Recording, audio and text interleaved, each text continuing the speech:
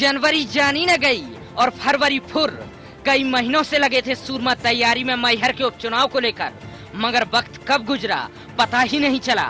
और अब मैहर में सियासत की ऐसी धूम मची है भाई साहब, क्या बीजेपी क्या कांग्रेस सबके सब जुटे हैं जनता को लुभाने के लिए। उम्मीद सिर्फ इतनी है कि क्या पता जनता जनार्दन का मूड कब बदल जाए और जीत का सेहरा उसके सिर से अपने सिर सज जाए।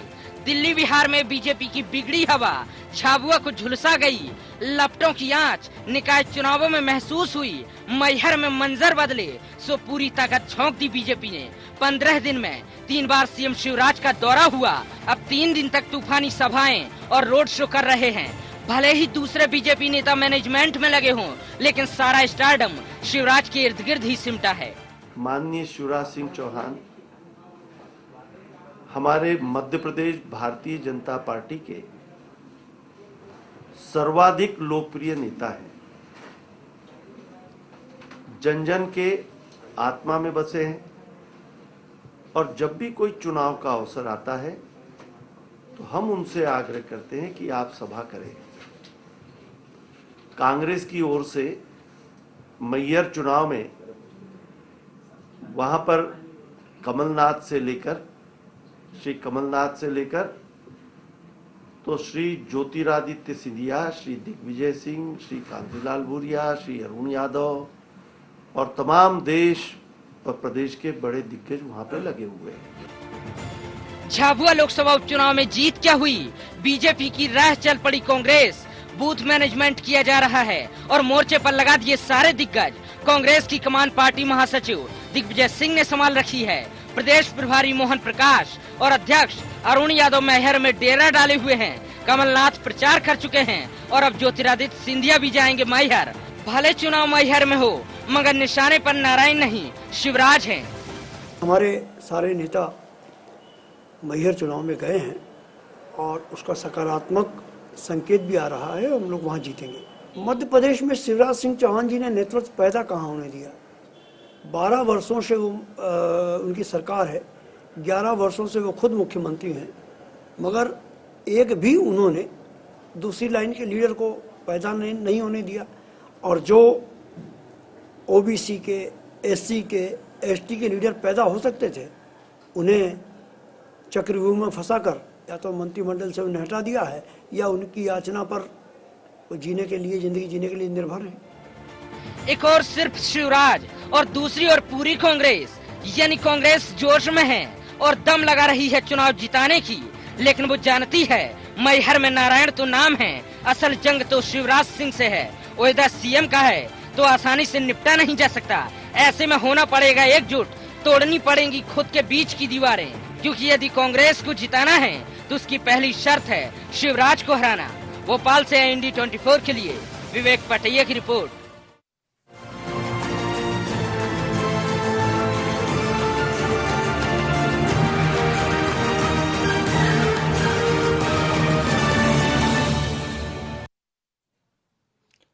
नमस्कार, आई इंडिया एजेंडा में आपका स्वागत है। मैं हूं आपके साथ नवीन पुरोहित। चर्चा को विस्तार देने के पूर्व आई इंडिया एजेंडा के पॉइंट्स पर नजर डालते हैं। क्या मैहर की चुनावी जंग शिवराज वर्सेस कांग्रेस हो गई है?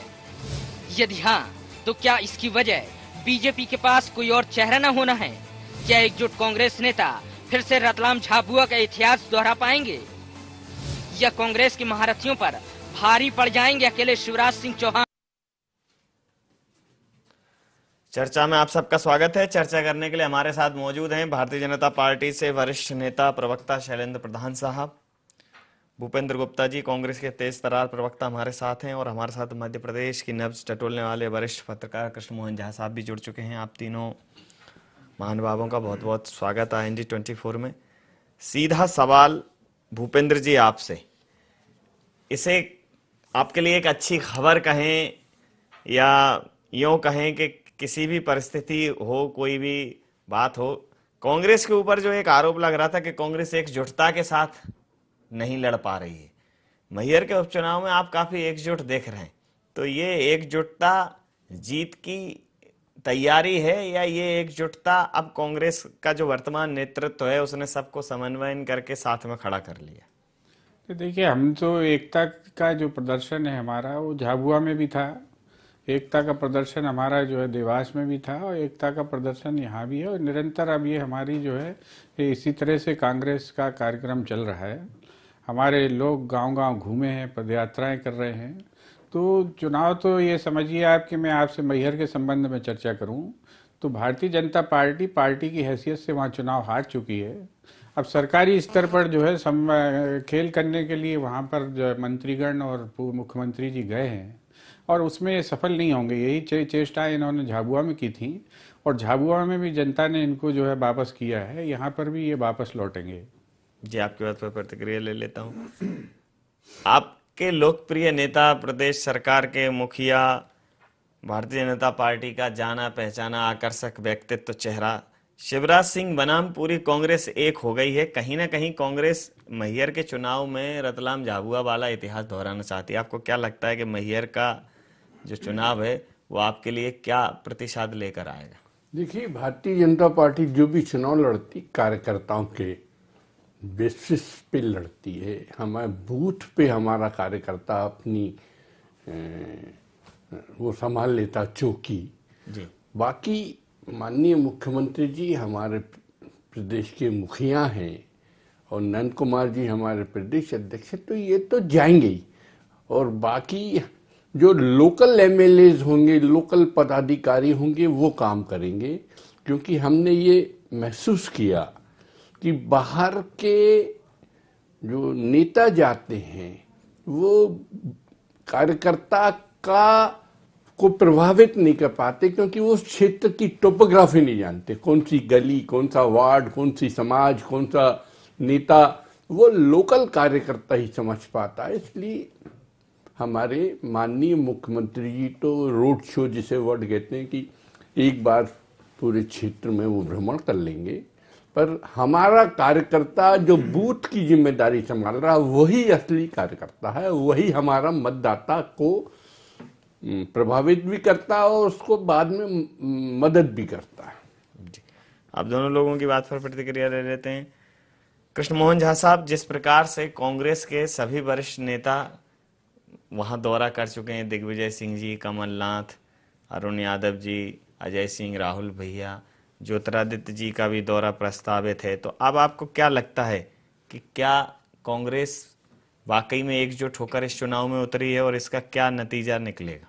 देखिए नवीन जी, सबसे पहली बात तो ये है कि भाजपा के प्रदेश अध्यक्ष ने नामांकन दाखिल करने के पहले एक बात कह दी थी कि ये हमारी परंपरागत सीट नहीं है, लेकिन हम यहाँ चुनाव लड़ रहे हैं। जैसे कि अभी भूपेंद्र जी भी कह रहे थे कि भाजपा की स्थिति, चूँकि उन्होंने कांग्रेस से आयातित किया हुआ है अपने जो विधायक प्रत्याशी जो है वो कांग्रेस से आए हुए हैं, तो क्षेत्र की जनता में निश्चित रूप से कहीं ना कहीं तो एक आक्रोश बना हुआ है कि जो जिस पे उन्होंने विश्वास किया हुआ एंड टाइम पे पल्ला बदल दिया।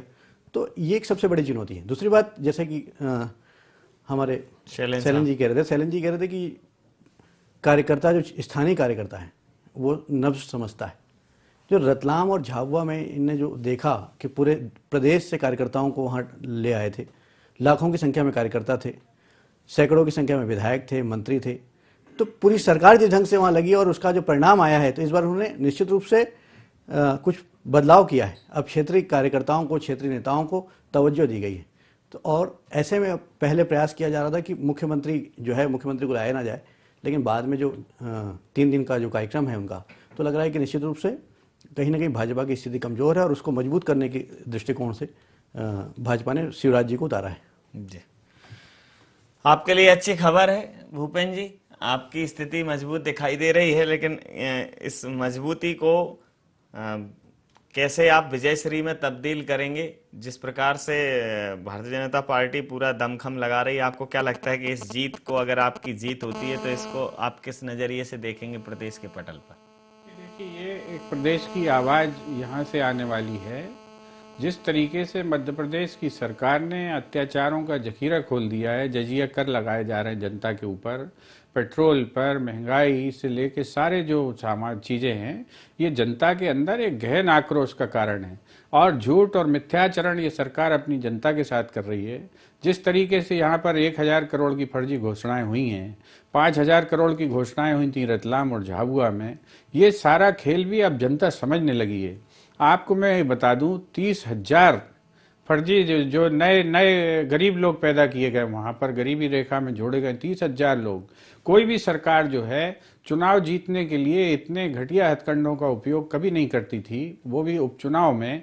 लेकिन ये सरकार इस पर भी उतारू है, और ये सारी की सारी चीजें वहां की जनता समझ रही है कि आप जो सरसों, जो हथेली पर सरसों उगाकर उगाने की बातें करके ये सरकार हमें बेवकूफ बनाना चाहती है।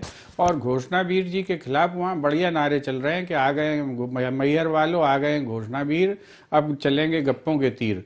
तो ये जो गप्पों के तीर वाली सरकार है, और जो वहां पर कुल जो चुनाव का परिदृश्य इन्होंने बना दिया है, जिस तरीके से इन्होंने पोलराइजेशन कराने की कोशिश की, ब्राह्मण नेताओं को दूसरी पार्टियों से उठाया और दूसरी पार्टियों से दल बदल करके ब्राह्मण लीडरशिप को इकट्ठा किया, और जो अटल बिहारी वाजपेयी की तस्वीरें लगाई, मोदी के तस्वीरों के पोस्टर हटा दिए, उससे इन्होंने जो है इस चुनाव को खुद ही जो है अगड़ा बनाम पिछड़ा की शक्ल दे दी है, जिसमें भारतीय जनता पार्टी की हार निश्चित है, 100% निश्चित है। पार्टी तो चुनाव हार चुकी है, और पार्टी के कार्यकर्ता जो है अपने उम्मीदवार, जो इनके जो आयातित उम्मीदवार, जैसा हमारे झा साहब ने इंगित किया है, उस आयातित उम्मीदवार की वहां पोल खोल रहे हैं। भारतीय जनता पार्टी के ही कार्यकर्ता जो है उसके खिलाफ प्रेस कॉन्फ्रेंस ले रहे हैं, उसके जो है चरित्र के बारे में, उसके आपराधिक रिकॉर्ड के बारे में भाजपा के लोग ही वहां पर प्रेस कॉन्फ्रेंस लेके जो है हल्ला मचाए हुए हैं, और एक तरह से ये पार्टी चुनाव हार चुकी है।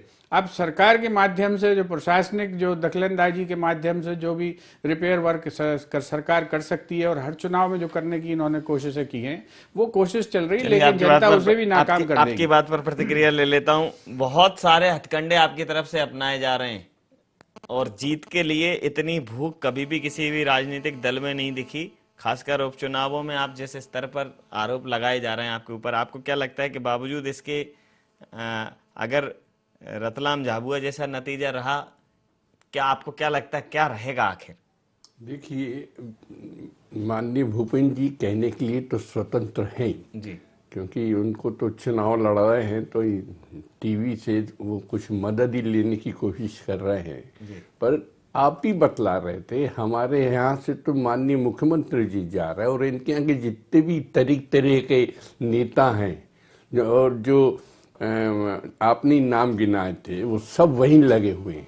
तो अब आप समझ लीजिए कौन तनाव में ज्यादा है। हमारा तो लोकल कार्यकर्ता पे हम भरोसा कर रहे हैं, और ये आपके जो राष्ट्रीय नेता मंत्री पहुंच गए आपके, अभी आज ही गए हैं। इनके पास डिस्पैच रजिस्टर होगा कौन कौन से मंत्री गए कौन से नहीं गए। अब मेरे पास तो डिस्पैच रजिस्टर नहीं है, और ये क्या है कि इनको तो मैंने कहा ना, कुछ भी बोलने का अधिकार है, क्योंकि चुनाव है कि तो कुछ भी कह सकते हैं, वो स्वतंत्र है। पर भारतीय जनता पार्टी का जो संगठन है, जो बूथ लेवल का कार्यकर्ता, वही हमारी तजुर्बा भी है, और हमारी पार्टी का एक्सपीरियंस भी यही है कि जो कार्यकर्ता बूथ लेवल का होता है वही काम आता है। वही प्रतिक्रिया ले लेता हूँ। झा साहब, कहीं ना कहीं रतलाम झाबुआ उपचुनावों के बाद कांग्रेस से जिस प्रकार से हार का सामना बीजेपी को करना पड़ा, जिस प्रकार से उनकी एक स्ट्रेटेजी फेल हुई, कहीं ना कहीं भारतीय जनता पार्टी अपने मूल स्वभाव पे आ गई कि स्थानीय कार्यकर्ता पे ही भरोसा करो, दुनिया भर का तामझाम, दुनिया भर का लाव लश्कर ले जाने का कोई मतलब नहीं। अगर स्थानीय नेतृत्व असंतुष्ट है, स्थानीय कार्यकर्ता असंतुष्ट है, तो संबंधित क्षेत्र में जीत मिलना नामुमकिन है। ये भारतीय जनता पार्टी समझ गई। लेकिन भारतीय जनता पार्टी इतना समझने के बाद, चूंकि जो आपने एक शब्द इस्तेमाल किया था वो अपनी जगह पे यथावत है, एक छे कि आयातित जनप्रतिनिधि और समर्पित कार्यकर्ता के बीच क्या तालमेल बैठ पाएगा? देखिए, निश्चित रूप से समन्वय बनाने के लिए भाजपा ने, जैसे मोतीलाल तिवारी जी 2008 में जो इनके विधायक हुआ करते थे, उनको राष्ट्रीय परिषद में लिया है, और जो पूर्व के जो भाजपा प्रत्याशी थे उनको भी कहीं ना कहीं संतुष्ट करने का प्रयास हो रहा है। तो जैसा कि भूपेंद्र जी ने कहा कि वहाँ जो ब्राह्मण लीडरशिप है उसको संतुष्ट करने का और अपने पक्ष में करने का माहौल भाजपा लगातार बना रही है। लेकिन मेरा ये कहना है कि यदि जिस ढंग से अभी रतलाम के चुनाव आए थे, और रतलाम के चुनाव परिणाम जो आए थे, उसके बाद यदि मैहर का चुनाव परिणाम आता है, तो ये एक प्रदेश में एक नया मैसेज जाएगा, नई बात जाएगी। क्योंकि झाबुआ की घटना अलग थी, झाबुआ में पेटलावाद का मामला था, व्यापम का मामला था, आरक्षण वहाँ का के मामला था। लोकल- हाँ, लोकल समीकरण अलग थे, लेकिन यदि दिलीप सिंह भूरिया जी की बेटी निर्मला भूरिया से भी बहुत असंतोष था हाँ, वहाँ। बहुत असंतोष था। लेकिन अब यहाँ पे भी ऐसी स्थिति बनी हुई है कि क्योंकि आप अचानक किसी बाहर के व्यक्ति को आप ला करके चैनल में बैठा देंगे तो निश्चित रूप से कार्यकर्ताओं में और उनमें आक्रोश तो होगा ही होगा। और कार्यकर्ताओं को कल तक जिसके अगेंस्ट काम किया, पूरी अपनी ताकत लगा दी उसके खिलाफ माहौल बनाने में, आप उसके पक्ष में माहौल बनाना कहीं ना कहीं परिस्थितियां जो है उनके लेकिन फेवरेबल ऐसी नहीं होंगी। परिस्थिति तो कांग्रेस में भी बाहर से ही आई नहीं, है। लेकिन कांग्रेस के साथ क्या है कि कांग्रेस में अब कांग्रेस चूंकि एकजुट होकर के लग रही है, और सबसे बड़ी बात क्या है कि क्षेत्रीय विधायक जो हैं नारायण त्रिपाठी, उन्होंने चेंज किया। कांग्रेस के लिए एक प्लस पॉइंट ये है कि सहानुभूति उनके साथ आ सकती है, और चूंकि वो लालजी पटेल पूर्व में कांग्रेस के विधायक रहे हैं और कुर्मी वोट जो है वहाँ पे 35,000 वोट है, तो निश्चित रूप से मेरे को लगता है कि कांग्रेस के लिए प्लस पॉइंट है। लेकिन इतना सरल भी नहीं, क्योंकि समाजवादी पार्टी और बसपा भी यहाँ पे लगी हुई है। सपा के मंत्री वहाँ डटे हुए हैं, सपा के मुख्यमंत्री के आने की बात चल रही है। तो ऐसे में मेरे को लगता है कि ये चुनाव बड़ा इस समय जद्दोजहद वाला चुनाव है जी। लेकिन इतनी आसान राह नहीं है भूपेंद्र जी, बहुत कठिन है डगर पनघट की।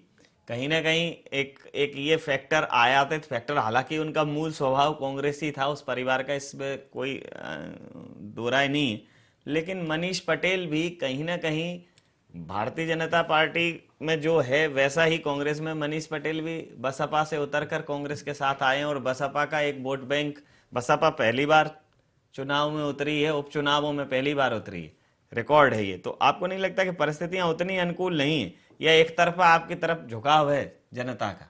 देखिए, हम ये बात कर ही नहीं रहे हैं। चुनाव तो ये जनता जिताने पर लगी हुई है, इसलिए लगी हुई है कि कौन सा आदमी, क्या भारतीय जनता पार्टी का कार्यकर्ता 200 रुपए की दाल नहीं खा रहा है?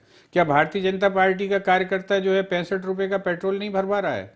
तो ये जो सारी परिस्थितियां हैं मध्य प्रदेश के अंदर, जिस तरीके से अभी 3 रुपए का पेट्रोल के ऊपर 3 रुपया प्रति लीटर का टैक्स जो है जजिया कर लगा दिया है अभी शिवराज सिंह की सरकार ने, और जिस तरीके से टैक्सेशन के माध्यम से लूट खसोट मची हुई है, उसमें कोई अकेला कांग्रेस का कार्यकर्ता प्रताड़ित थोड़ी है। उसमें पटेल भी प्रताड़ित है, और उसमें ब्राह्मण भी प्रताड़ित है, उसमें बनिया भी है, और उसमें ठाकुर भी है। सारे लोगों की जेब से पैसे छीने जा रहे हैं। आज जो पूरे प्रदेश के अंदर वातावरण है वो ये वातावरण है कि किसी भी तरह से भारतीय जनता पार्टी को बाहर करो। ये जो है घमंड में इतने मदमस्त हो गए, इतने चूर हो गए हैं कि ये जनता को सताने में कहीं भी इनको कोई कोताही नहीं हो रही। कोई रेशनैलिटी नहीं है, किसी चीज का कोई लॉजिक नहीं है, कोई टैक्स क्यों लगाया जा रहा है। मैं आपसे कह रहा हूं, मैंने आपकी चैनल पर अभी 4 दिन पहले कहा था, जब आप सारे लोग ये हनुमंतैया टापू की बड़े गुणगान कर रहे थे लोग, कि ये जो है ये सौदेबाजी हो रही है। आज आप देखेंगे उसको बेच दिया गया और टापू को, अब जो है वहां पर धन्ना सेठ लोग आकर और धंधे करेंगे, और वही काम हो रहा है। नर्मदा जी जैसी ये पवित्र नदी के अंदर अब जो है क्रूज चलेंगे और उसमें लोग जो है पेशाब करेंगे, लेटरिन करेंगे। ये वातावरण जो सरकार चला रही, मदमस्त होकर जो काम कर रही है, इसके खिलाफ पूरे प्रदेश व्यापी रिसेंटमेंट है। हम गांव गांव घूम रहे हैं, पदयात्रा कर रहे हैं हमारे अध्यक्ष जी। आज सारी चीज दिखाई पड़ रही है सतह पे। ऐसी थोड़ी आपको हमने तीसरी बार प्रदेश की जनता ने चुनाव में अगर जिताया तो इसलिए थोड़ी जिताया था कि आप गुंडागिर्दी करना, आप जो है जो मन में आए वो काम करना, आप जिस तरीके के टैक्सेशन चाहे लोगों के ऊपर लाद देना। आज जनता इसका जवाब देना चाहती है, और वो ये सारे जो जितने जाति के समीकरण, फलाने समीकरण, जितने भी समीकरण शिवराज सिंह जी साध रहे हैं, ये सारे समीकरण वहां फेल होंगे। वहां पर जो है अनाचार के खिलाफ, गद्दारी के खिलाफ, भ्रष्टाचार के खिलाफ जवाब देगी जनता, और उसका परिणाम सामने आएगा 13 तारीख के बाद। जनता जवाब देने के मूड में है। प्रदेश में जिस प्रकार से कांग्रेस कह रही है कि जो जनविश्वास यात्रा उसने निकाली है, जनता उसके विश्वास में आई है, जनता उससे सहमत है, और कहीं ना कहीं उसी के चलते उसको भारी प्रतिशत मिलने वाला है। और प्रदेश सरकार की जो जन विरोधी नीतियां हैं, प्रदेश सरकार की जो जनता के ऊपर एक कर की मार है, प्रदेश जो महंगाई का एक वातावरण है, जो अच्छे दिन को जुमला साबित करने वाली बात है, ये सब कहीं ना कहीं एक ऐसी परिस्थितियां निर्मित कर रही हैं जो कांग्रेस के लिए बहुत फायदेमंद होंगी, और कहीं ना कहीं जनता का रुख कांग्रेस की तरफ मोड़ेंगे। आपको क्या लगता है कि जनता का रुख जैसा भारतीय जनता पार्टी की तरफ हमेशा से अभी तक रहा है, बना हुआ है, वो मिथक अब टूट सकता है? देखिए, मन लड्डू फोड़ने में कोई बुराई नहीं है। हमारे कांग्रेस के मित्र लड्डू फोड़ रहे हैं, खूब फोड़े। देखिए, बेसिक होता बूथ, और बूथ लेवल का कार्यकर्ता भारतीय जनता पार्टी के पास है कांग्रेस के पास बड़े नेता हैं, बड़े मतलब, और उसमें भी मैं देख रहा हूँ कि इसमें अजय सिंह जी को कहीं आपने आपकी क्लिपिंग्स में नहीं दिखाया, जबकि अजय सिंह जी वहाँ से चुनाव हार चुके हैं एमपी का, और उनको मालूम नहीं क्यों नहीं ये प्रोजेक्ट कर रहे, जबकि हमारे गणेश सिंह जी वहाँ लगे हुए हैं, हमारे जो माननीय सांसद हैं। तो देखिए, इनकी बातों पे मैं बहुत ज़्यादा वो नहीं देता तवज्जो, क्योंकि ये तो चुनाव जीतने के लिए चुनाव प्रचार की दृष्टि से टीवी पे डिबेट कर रहे हैं, व्यवहारिक इनके पास जमीनी हकीकत से कोई मतलब नहीं है। तो ये सब बातें हैं। अल्टीमेटली भारतीय जनता पार्टी का जो प्रयास है, जनता के हित में जो केंद्र की सरकार काम कर रही है, क्रॉप इंश्योरेंस हुआ है, हर गरीब को कहीं ना कहीं मदद हुई है, बहुत सारी योजनाएं, गांव की महिलाओं के उत्थान के लिए प्रयास है, बुजुर्गों के तीर्थ दर्शन का प्रयास है। तो इन सब बिंदुओं पे देखते हुए देखिए, हम झाबुआ या रतलाम हार गए, वो एक आइसोलेटेड घटना तो मानी जा सकती, पर मैयर तो हम जीतेंगे। हमारी जो जनता के बीच में जो पकड़ है, जो हमारा समर्पण है, उसका हमको लाभ मिलेगा। जी, आपकी बात पर प्रतिक्रिया ले लेता हूं। जिस प्रकार से कांग्रेस ने कहा कि इतनी सारी जन विरोधी नीतियां हैं भारतीय जनता पार्टी की और जनता का आक्रोश ही एकमात्र वजह बनेगा इस जीत की, तो क्या आपको लगता है कि जनता के आक्रोश का स्तर झांसा इस लेवल पर है इस वक्त प्रदेश के अंदर कि जनता एकदम कांग्रेस की तरफ रुख कर जाए?